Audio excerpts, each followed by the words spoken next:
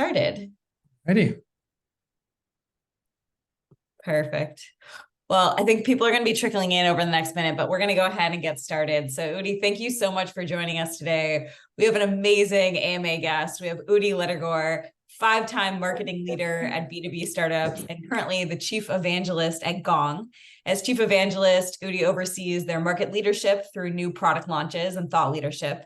He started as marketer number one and has risen the ranks all the way up through Gong's Chief Marketing Officer, where he helped lead the creation of the revenue intelligence category. He pioneered an iconic human-centric brand and led Gong's marketing efforts from zero to hundreds of millions in revenue. Udi's passionate about startups and brands during the day and whiskey, music, and social activism at night. And he's also an author, speaker, mentor, angel investor, board director, and advisor to numerous companies. So he is going to be a wealth of knowledge. And I think Gong is definitely one of the OG AI, MarTech, sales tech companies, despite not really using that as the forward part of the brand. So this is going to be a great conversation. Happy to be here, Elaine. Thanks for having me.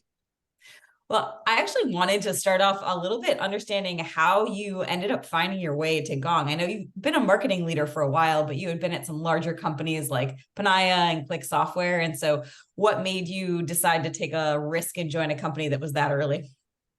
I saw it as a very low risk, actually. So funny story or lesser known story. This is the third company in which Amit Bendov, my CEO, and I are working together. So for the past 25 years now, we've worked on and off at three different companies together.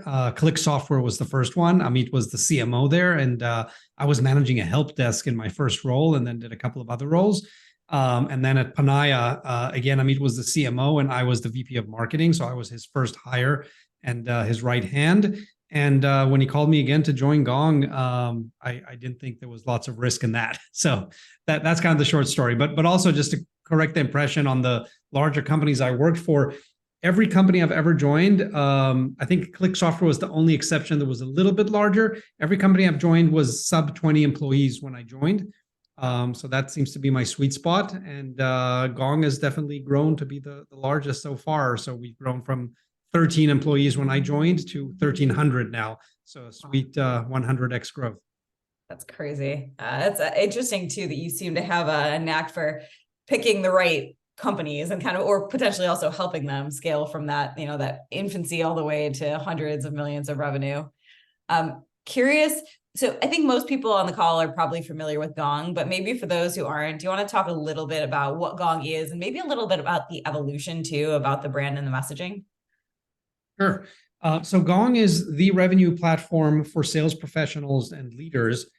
We started out in 2015, the company was founded, and then we went to market with a few beta customers in 2016 with what was then called conversation intelligence, that for the first time allowed salespeople to go back to their sales calls that were recorded and analyzed and jump straight to specific parts of the call to see how they talked about pricing or competition, what percentage of the call they were speaking, what questions the customer asked, and then use that to craft better follow-ups, and managers could use that to train their salespeople. So that's how we got started, the humble beginnings of the 2016 product. Over time, we've added more and more layers of AI and business logic that have reduced the need to go back and listen to those calls. So for example, one of the latest product releases we had, or feature releases is called Call Spotlight, which just summarizes the call in like 4 or 5 bullet points. So you don't have to go and listen to the whole call again, unless there's something very specific you want to go back to. You can get a gist of the call in about 10 seconds now. This is unimaginable a few years ago, that to understand what happened in a 1-hour call, you'd only need 10 seconds to read a AI generated summary. That's still mind blowing to me. And then last year, we, after years of dabbling with allowing reps and sales teams to manage their deals in Gong, last year we matured that into a full-fledged product called Gong Forecast that hundreds of companies are now using to forecast their quarter end using Gong, with all the AI generated deal warnings of, oh, Elaine, you said this deal is going to close, but you haven't spoken to procurement in 3 weeks. There's no way this is going to close. Go fix this now. And then most recently, we announced Gong Engage, which is our AI reimagined approach to sales engagement, replacing some of the legacy products that were built on 10-year-old technology in that space. So Gong is now a full AI platform for running the best sales teams in the world. How have you seen the sales function itself evolve or change over the last 7 years? It's been fascinating, really. I think sales is finally going through the transformation that marketing and other teams went through in previous decades. I've been in marketing long enough to remember the days where if marketing built a pretty website, had a nice brochure, and build a booth at a trade show, people would applaud, and that was about what was expected of them. Remember the good old days? But then many years ago, people realized that marketing has to be measured, and talk to a marketer these days, they know exactly how much traffic they have and what's converting and how they're converting, and they have multiple A/B tests running, and they know the performance of their paid advertising and ideally their organic advertising and their events and even some of their offline work like out of home or television or radio. And sales has been living in those middle ages for way too long, trusting opinions and gut feelings over data and evidence of what's really working and what's not. One of the early ways that I described what Gong could do is say to marketers, you know how we can do A/B testing to messaging on a website or on an ad? Well, sales teams can use Gong to A/B test their sales pitch. And that is literally one of the ways that they use it, because you can now see who's using which pitch, you can track it, and not only the adoption and usage of new sales pitch, but also the efficacy. Is this better or worse or kind of the same as the last one? And so now sales teams can evolve what they're doing much faster and make much better informed decisions to get to better results. I've seen a really fascinating kind of progression happen too, as teams who historically were less data driven. You mentioned marketing. I think marketing definitely predated sales in terms of that, but now we're even seeing things like customer success and HR becoming more data driven. As they become data driven, they also get increased budget. And it kind of aligns nicely with, now that we're measuring things and can actually tweak knobs and and move the needle, we actually get an increased budget. And I saw that align with more sales tech actually starting to take off. Did you see something similar? Yeah, 1,000,000%. So all of us have seen that. Forget the name of the chart with the thousands of marketing pieces of software on it. And when we started, there were a few dozen pieces of sales tech. You can imagine that. And now there's thousands of sales tech pieces as well.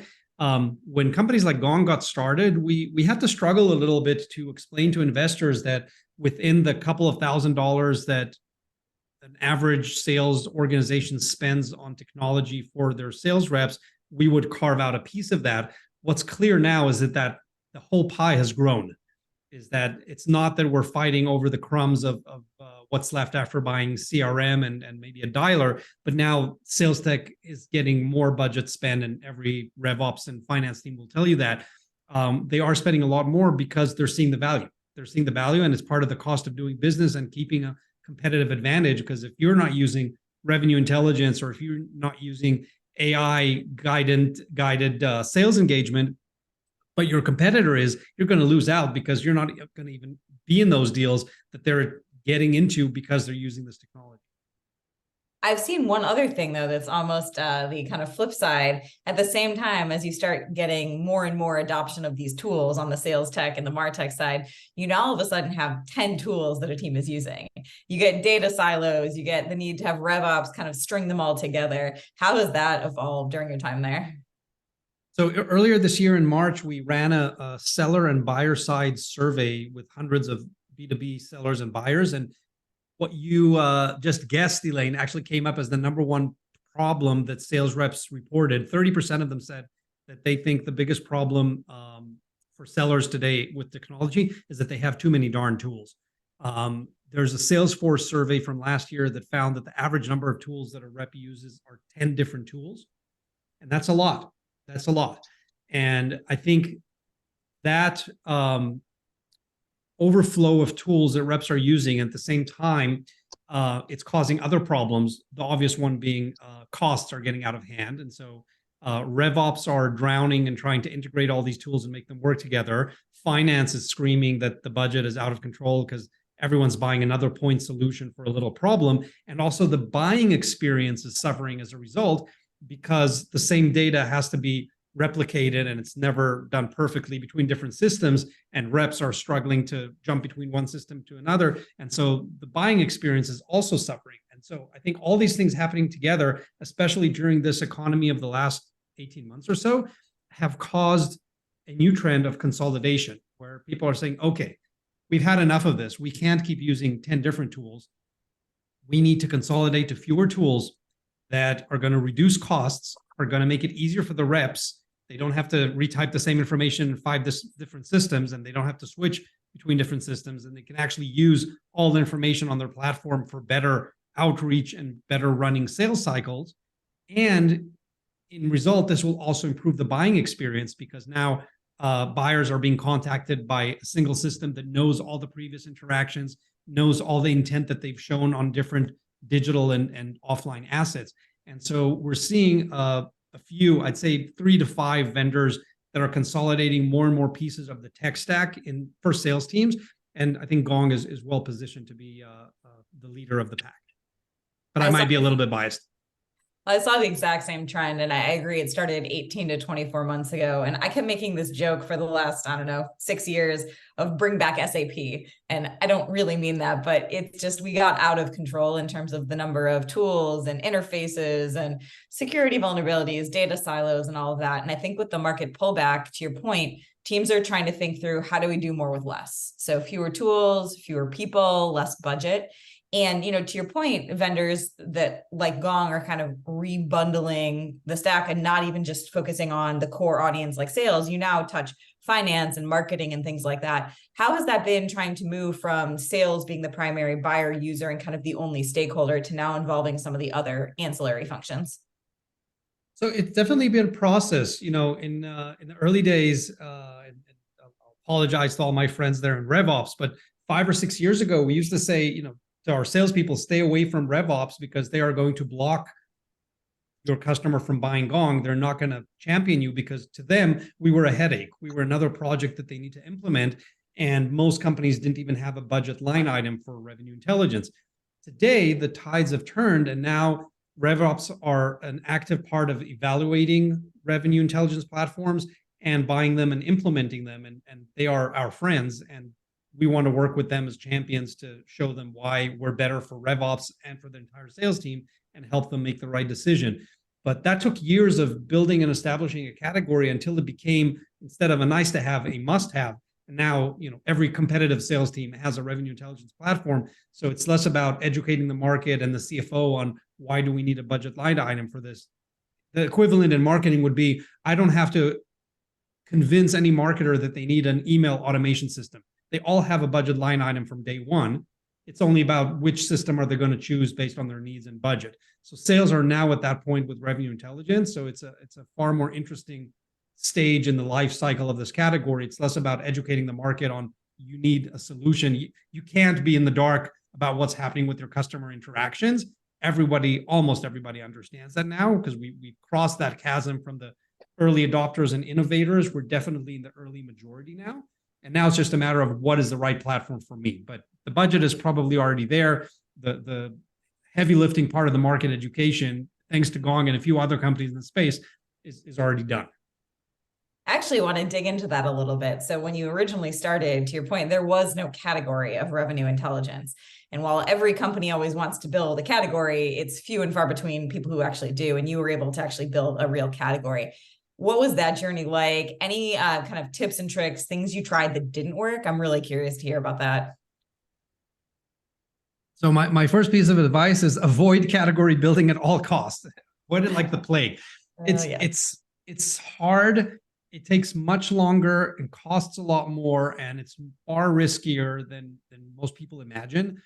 A couple of years ago, or maybe 3 years ago, it was kind of what every marketer was trying to do. I think there's been a little bit of disillusionment since then. And I looked at a set of data that I haven't been able to recover since, but I wish I could. If someone knows where it is, please send me the link, that showed that amongst the top SaaS companies that are publicly traded, only about, if I remember the number, only about 8% of them actually created a category. And what that tells us is that there are many ways of being successful without building a category. So before I talk about how to build it, I just want to clarify, you don't have to build a category. That should not be a goal that every marketer or every company strives for. There's probably way better ways of using your resources to disrupt a category, be better than other players, find another way to excel, because building a category is a long-term, expensive, risky play. So after all that disclaimer, let's talk about building a category. So we launched in 2016 under the conversation intelligence category because we saw a couple of companies that were very early stage like us that were just budding, but a couple of them already called what they were doing conversation intelligence. And in the early days, I think category design can be an unnecessary burden for companies to carry. And so we were like, we just want people to understand the value of what we're doing and try it out. I don't care what they call it right now. It could be purple monkeys. I really don't care. And so we just attached ourselves to the then prevalent conversation intelligence, not even prevalent. It was just getting started, conversation intelligence. So the last thing the market needed was another category that they don't understand.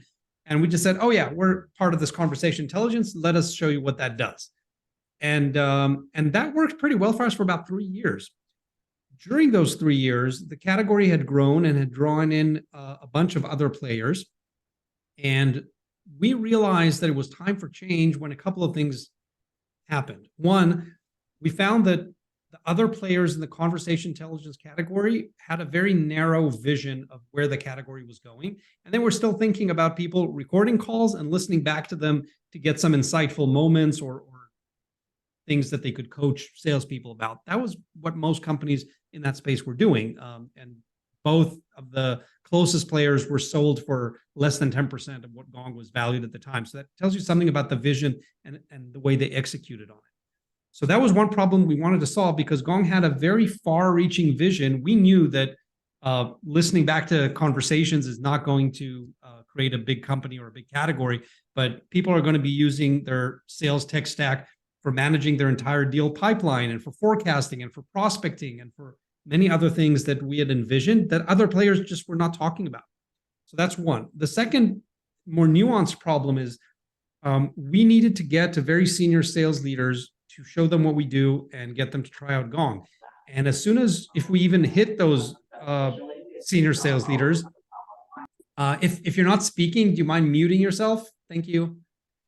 So as soon as we got to those senior sales leaders, we said, hi, Mrs. CRO, let us talk to you about conversation intelligence. And she said, oh, I don't deal with tools like that. Go talk to Michelle from Enablement. She deals with those tools. And then we lost our seat at the table with senior leadership. And so we wanted to talk about something that the CRO could not easily delegate down, something that the CRO had to care about. I'll make a long story short. We hired a very talented leader, Sheena Badani, who joined my team back in 2019. And she led us through designing our category and choosing a new name and story for it. And we switched from conversation intelligence to revenue intelligence. That might sound like a small, almost meaningless change, but it was very, very deliberate. And what that did for us is, A, it allowed us to better differentiate against all the players in conversation intelligence by simply saying, oh, conversation intelligence, that's actually a very small part of what's under the hood of revenue intelligence. Let us show you this much broader vision of what revenue intelligence can do for you that none of the conversation intelligence platform could do at the time. So that worked very, very well. And the second thing it did is when we got to Mrs. CRO, we said, hi, Elaine, we want to talk to you about revenue intelligence. That word revenue is literally in your title. So you care about this. You cannot easily delegate it. And that nuance actually worked and got us the attention that we needed with the senior revenue leader. So those were kind of the top two problems we set out to solve that worked very, very well. And it works very, very well when everyone in the space over the course of about 18 months adopted our language, changed their names from conversation intelligence to revenue intelligence, and sort of helped us continue to build this category. Do you think it was necessary to wait until you had some semblance of scale and there was also some kind of market emerging already around the conversation intelligence piece to shift and say, hey, we're carving out a new space for us? I'm not bold enough to suggest that our journey is the only way that something needs to be done, or that other categories will go through the same dynamics necessarily. I don't think that's the case. There is an allure of building a category, because to me, the number one purpose of building a category is to get a budget line item that otherwise would not have existed. Because that's how B2B budgets work. You have a budget line item for the ERP, or for the CRM, or for the marketing automation, or for a phone dialer. And that means you build a category, because it doesn't say Gong. It says revenue intelligence platform. And we work hard every day to make sure that most people choose Gong, but others might choose something else. And you might choose for your CRM Salesforce, and someone else might choose Oracle or HubSpot or something else. But that budget line item exists regardless. And so when you're starting something that doesn't neatly fall into an existing category with a budget, to me, that's kind of the first sign that you might want to build a category, because that will help you achieve in the long term a budget line item. That will happen once the analysts start writing about you, and you've got probably thousands of customers that kind of standardize how this works. And when those first-time buyers move on to their second and third leadership position, and now they buy you again, they help establish that category. So it's not an overnight success thing. As the old saying says, it took us years to become an overnight success. So don't expect that to happen very, very quickly. Any mistakes that you made through that process that you would have done differently? Honestly, I think the category creation process probably went very smoothly overall. I don't know if this is a mistake, but it's definitely something that's giving us pause as we look into the future of what we and our customers are doing with the technology. We're seeing our technology being used to more efficiently run internal meetings, to help legal teams, recruiting teams, procurement teams, and others. And we are contemplating the longevity of the category called revenue intelligence in light of using this technology for so many other things, with not many changes in the way that it is used. So is it going to be called something else? Is it going to be simply business intelligence? But that's kind of BI, that already exists, right? So that's where we're at right now. And we've just decided to not make a big decision on that for now. The vast majority of our business comes from revenue teams, and we expect that to stay that way for the next foreseeable future. So we're still focused on revenue intelligence. But I will say that since in the last 18 months, changes in the marketplace, that some of them we discussed earlier, have made the need for the category clear, but now the need for differentiation within the category stronger. We have shifted a lot of our efforts from promoting the category, which is definitely what we did from when we launched it in 2019 till at least 2021 or maybe early 2022. And now we're spending a lot more energy on differentiating and establishing our leadership within the category versus pushing the entire category forward like we did before, which is why you might be hearing a little bit less from us about revenue intelligence and more about why Gong, why now, how we're different. The irony might end up being, as you were talking, something popped in my head. It started as conversational intelligence. Now, as it starts to permeate the entire organization, not just within the revenue team, what they're actually looking for is conversational intelligence. So it might be right, Len. I can't knock that off right now. You might be right. Oh, yeah, that's funny. I'm also curious to know, so when you joined, company was in its infancy, zero revenue. Over the course of time, scaling up to, usually people have the benchmark of 100 million as being a huge kind of benchmark to achieve. What were some of the inflection points through that, especially from some of the stuff that you did on the marketing side, marketing and sales side, to get you across some of those major humps and really allow you to scale to that level of revenue? So I think that there are a few things that I would point out as kind of influential in our journey from the marketing side. One, in the early days, I think the two things I was focused on was that, one, a great marketing can make your company look as if it's 2 years ahead of where you really are. And that kept going through my mind, and I kept looking for hacks of how do I do things on the tiny budget that I had in those early days that would make the company look to be much farther than it really is. And so that forced me to be creative with things like getting all of our employees to advocate and be very active on social media, which was not at all common at that time. Today, it's kind of considered almost a best practice, but Gong was one of the first companies who pioneered that and did it well. And yeah, when I joined, the other 12 employees were engineers in Israel with small networks on social media, but I still had them share many of our marketing posts on product launch or content marketing, and they didn't really understand why, but I'm like, this is going to grow.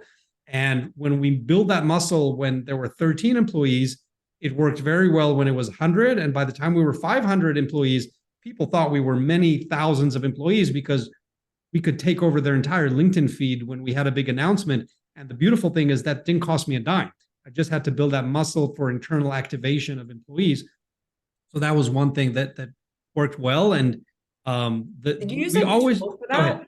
I'm just curious whether you used a tool for that, because I know over the course of my career, I've tried numerous things where it auto posts on behalf of employees, or was that truly you train people to organically do it on their own accord? I love that question, Elaine, because it proves what I've been saying for so many years, that tools are not going to build a better strategy. They're going to allow you to be more efficient at what you're already doing.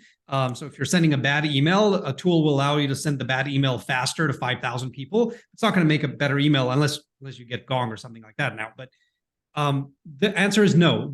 I've never used a tool for activating employees. And even now when we have 1,300 employees, we don't have tools to activate them. But if you've ever seen what a Gong product launch or big news day looks like on social media, you know that we're completely flooding your news feed. So here's the two dirty tricks that we use to get hundreds of Gongsters, as we call our employees, to share a post. One, we ask nicely. And two, we show them what's in it for them. And those are really we make it easy and we show them what's in it for them. Those are really the two tenets of a great call to action, whether it's your employees you're trying to activate, your prospects, your investors, anyone else.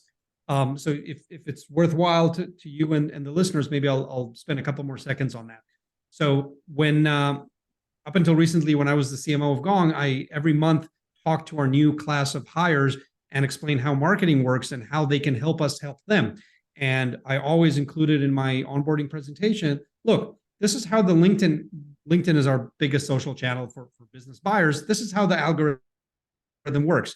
When LinkedIn sees that there's a post that within the first hour or so gets a lot of traction, and by traction, I mean likes and shares and comments, it says, oh, this might be a good piece of content. I will show this to more people to keep them on the platform so I can sell more advertising and they don't go to Instagram or something else.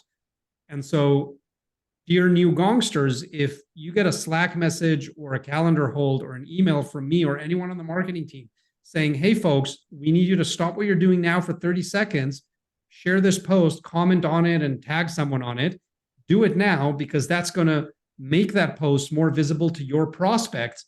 And that will make it easier for marketing to bring them back to you as qualified meetings. And then they all go, oh, yeah, I get this now. I see why this is important. And we get them indoctrinated in how we do things at Gong. And so when we put a calendar hold or send a Slack message or send an email, people are going to stop what they're doing. We're going to make it super easy for them. So we know that not everyone feels like a social Hemingway and they do need help writing that post. So we will give them 2 or 3 assets like an image or a video that they can post. We'll give them 2 or 3 starters for a template of the post that they can write. And then we encourage them to personalize it, make it their own. We don't need to clone the actual same post. I feel creative on social media, so I will usually tweak it. But I know many people, they just don't do this every day. And by giving them a template that they can use in an instant, they're going to do that. And that's how we get employee advocacy to work at scale, just by showing them what's in it for them and making it super easy for them to do. So that's one big move. I'll pause there. No, I love that. And I'm taking notes for our own company, because I love your kind of framing of it's the process and the culture and not the tool that's actually going to make it work and also make it scale as you go from a small group of people to large organizations. So I'm impressed that you've been able to do that. Absolutely. And the second thing I would say that's been absolutely critical to the early days of Gong that allowed us to build a lot of the traction that we built upon later is when I joined Gong, it was after a seed stage. It was a relatively large seed stage for the time. It would not impress anyone today, but it was not a lot of money. And I had a very small budget. And so it was clear that I'm not going to win by outspending CRM companies or other large sales tech vendors in the space. I'm not going to win doing that. So that kind of forced us to get creative and smart about what we're doing. And so paid advertising was a tiny, tiny drop in the ocean of what we were doing. And honestly, it did not make any sort of dent in the business, did not move any sort of needles back in those days. So what we did do is develop a really strong organic content strategy that we used across social media, our email program, and our speaking opportunities. And the beauty about that is that developing a smart, engaging content strategy does not cost more than writing really bad content that then you have to back with lots of dollars to promote it to get eyeballs on it. So if you use that time and talent and creative to create really good content people actually want to read, then you can promote it on your organic social, on your organic email list, and squeeze your way into getting invited as a speaker that doesn't necessarily have to pay to speak, because you're coming with good content that people actually want to hear, and the organizers want to get that value in front of their visitors.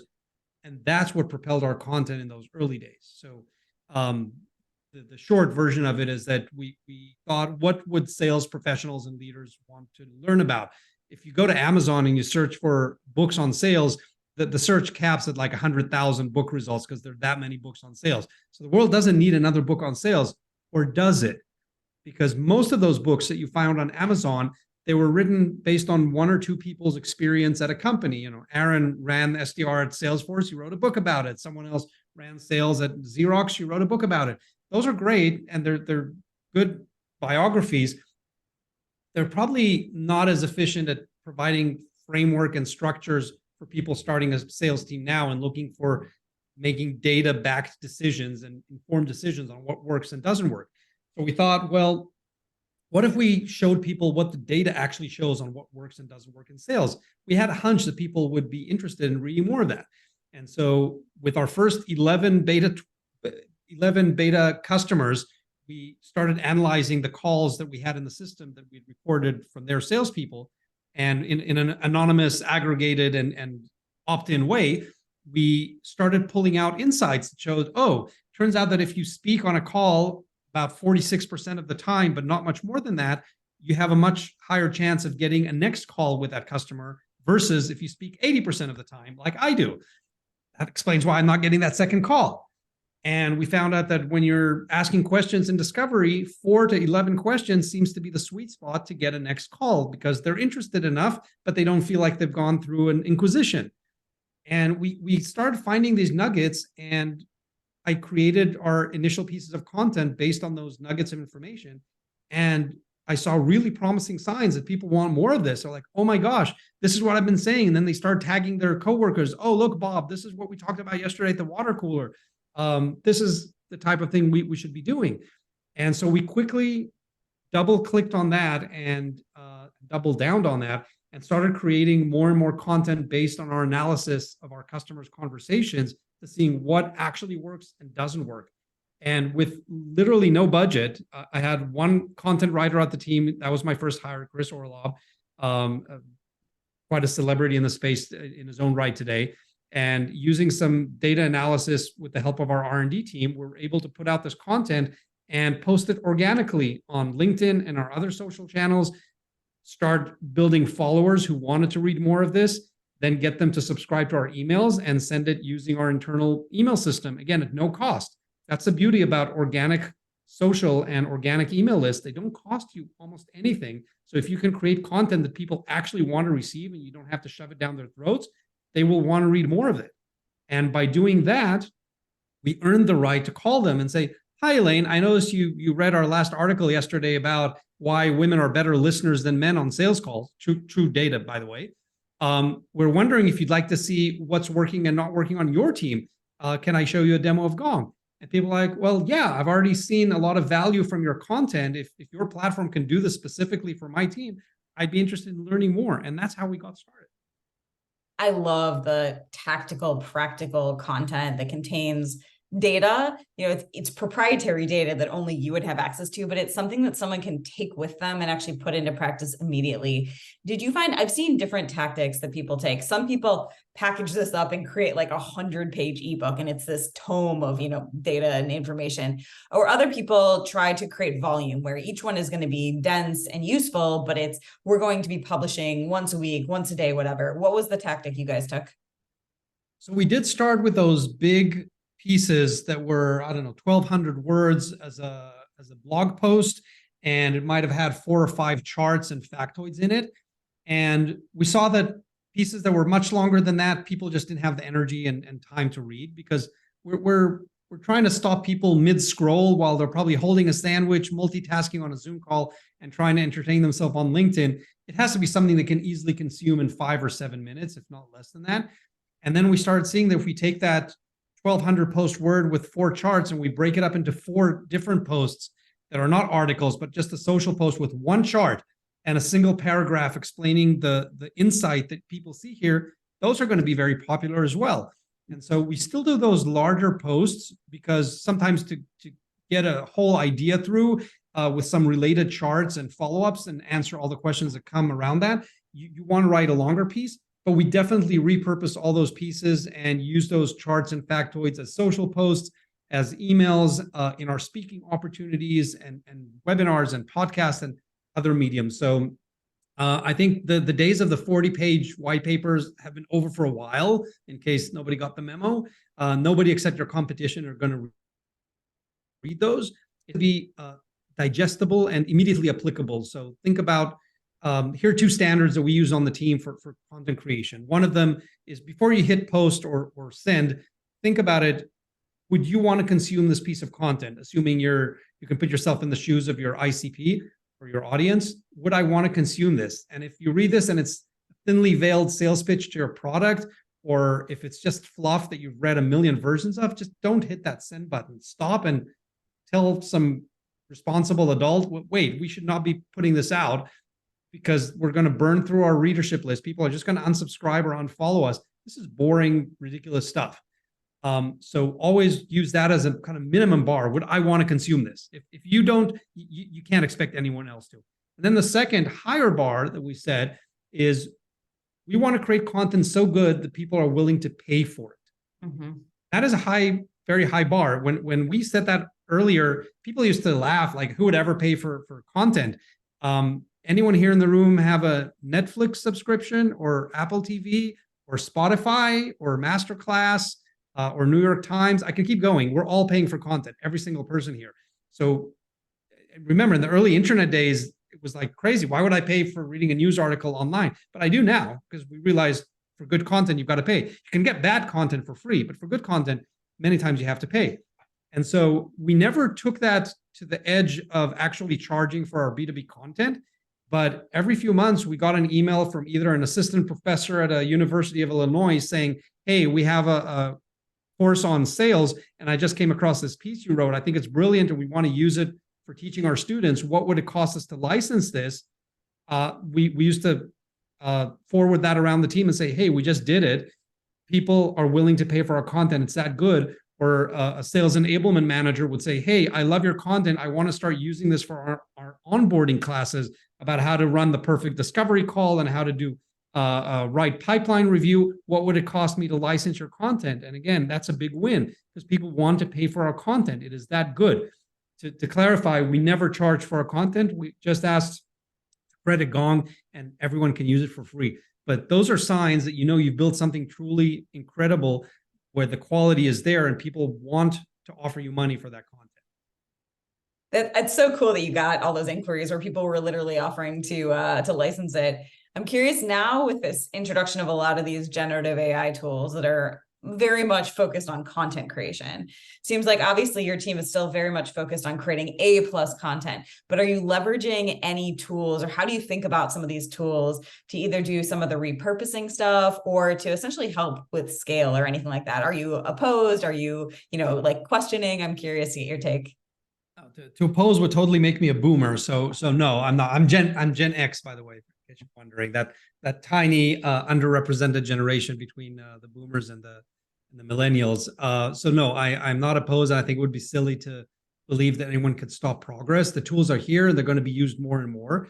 I think speaking with CMOs, and you and I were recently at a dinner where we asked CMOs how they're experimenting with AI. I think what we saw across the room is that more and more marketers are using AI as an assistant and more as an editing tool than as a content generation tool. You could use it as a content generation tool. You're probably going to get crap content, at least right now. And the reason is that us humans are still uniquely qualified to understand what people want to read about and how that aligns with my company's business objectives. I haven't seen an AI tool that can get remotely close to that. But I have seen AI tools that will take an idea and will expand it to a pleasantly readable piece of content. I think the best human writers are still doing a better job of that, at having a point of view and a cheeky tone of voice that AI is not quite there yet. But I do think AI will catch up with that stylistic part of writing much faster than it will with the merit of the topic. Like, what am I writing about that is top of mind right now for your audience and that aligns with your business goals and could maybe lead someone to be interested in your product? I think we might get there at some point, but the best content out there, definitely from companies like Gong and others, there's definitely a human that decides and vets through the topics of what we think we should write about right now, what's our point of view, and then use AI to embellish it and maybe add some meat onto the bone of the skeleton. What we used to do with human editors, and we still do, but I think now everyone's using AI to make that process more efficient. I definitely agree. And I feel like right now, the way that it's best used is to take a piece of content that a human has actually developed and put in the time and effort to make it very good, and do things like either personalizing it, repurposing it across channels, helping people get across the cold start problem. So if you need to start brainstorming, or then some of the research and expansion, like you mentioned. But it's funny, I can't tell you how many tools I've personally been sucked into trying the trial. And, maybe it's like a automated SEO post tool, and you put in your prompt and all of a sudden it generates this, 1,000-word post. And you're like, this is amazing. And then you read it and you're like, oh, this is crap. It's not. No, it's not. I mean, 10 years ago, my fellow marketers were saying, like, Udi, you must be crazy to keep working so hard on your content. Gong is not the first company I've created like high standard quality content for. Look, you can offshore this. Someone will write it for you for $50. You get a 500-word blog post. The search engines are going to love you. Remember that time? I mean, oh yeah, I might be dating myself here, but us older marketers remember that we were just offshoring because we just had a quota to fill. We need 100,000 words on our website. So, like, who's crazy enough to sit down and write quality content? Let's go find hacks and get folks to offshore that. And there was a time that the search engines actually indexed that and prioritize your domain rank and whatever based on that.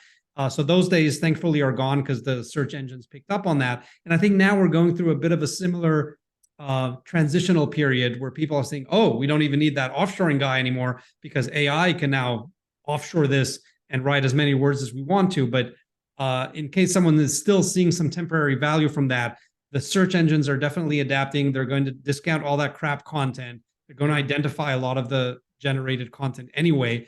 And it's definitely not going to engage any of your users if you don't have a strong point of view and if you're not creating something new that they cannot get somewhere else. So I would advise going back to basics, good content for engaging people and get them actually interested in your brand and making your brand look ahead of where it is and getting them interested in learning more about your product. You're not going to have a robot writing that for you anytime soon. I could not agree more. I'm curious too, just given you're in the business of sales tools, sales is one of the other areas that's really changing rapidly with the introduction of AI. And obviously you guys provide an AI tool to help with the revenue intelligence piece, but with a lot of things like SDR sequences, doing account research, all of that kind of stuff. How is that changing your business, if at all? It's changing the business in a wonderful way because it's really a continuation of that long-term vision that we talked about earlier from way back in 2015, when we saw salespeople literally living in the Middle Ages of doing all these things manually and not being informed by data on how to prioritize their work and how to actually craft their work. So here's how I like to structure it in my mind. Hopefully this is a helpful framework for thinking about it. If you look at the life of a salesperson, first, there's plenty of surveys out there from IDC and Salesforce and others that show that the average salesperson spends less than 30% of their time actually actively selling to customers. They're spending 70+% of their times updating call dispositions in their CRMs and writing notes for their manager on how the deal with Acme is going and all these ridiculous things that you're thinking, wow, I live in San Francisco. Every 5 minutes, there's a self-driving car driving down my street, but somewhere someone is now updating the CRM with, did someone answer my phone call and what did she say? That is just ridiculous. There's so much power for automation today that AI can do for you, from summarizing a call to summarizing a deal to reminding you about action items that you promised they need to take, or remind you to get back to a customer after they didn't respond. Like, why are we still doing all this manually? So here's how we break it down. A salesperson's life is broken down into things that can be automated. There's zero value in a salesperson writing down call notes today, or telling their manager what happened on a call, or telling their CRM, which gives them zero value, whether they got to voicemail or not. That is just a total waste of time, and why they only have like 23% of their time to actually engage in selling activities. So we're going to automate the heck out of everything that can be automated. That's all those administrative tasks that salespeople hate. They don't do them well, they do them late, and they don't enjoy doing them. And then the rest of the stuff, which we are still uniquely qualified to do, like building rapport and creating relationships and understanding your unique challenges and matching the solutions that I can provide to your unique challenges. We want to provide guidance on all those things, prioritization and pinpointing the best way to personalize matching those solutions to your challenges, Mrs. Customer. And so that's what Gong is doing. And I think where everyone else will follow. Automate everything that you can automate, get that out of the way, and then use all that valuable time that you've now freed up with some AI guidance to help folks prioritize and get on top of everything they need to do to advance more deals, create more pipeline, and convert more of those opportunities into customers.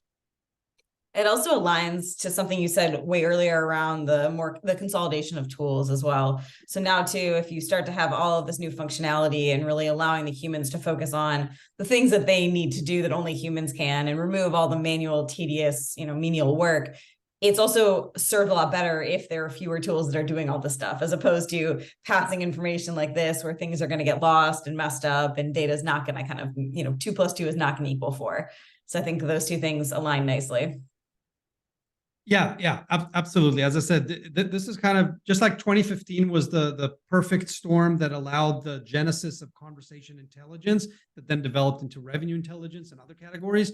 I think these last 18 months have been the perfect storm of both the influx of all these systems that people are just had enough of in the market. We don't need 25 different systems to solve 25 problems. I want fewer tools to do more things.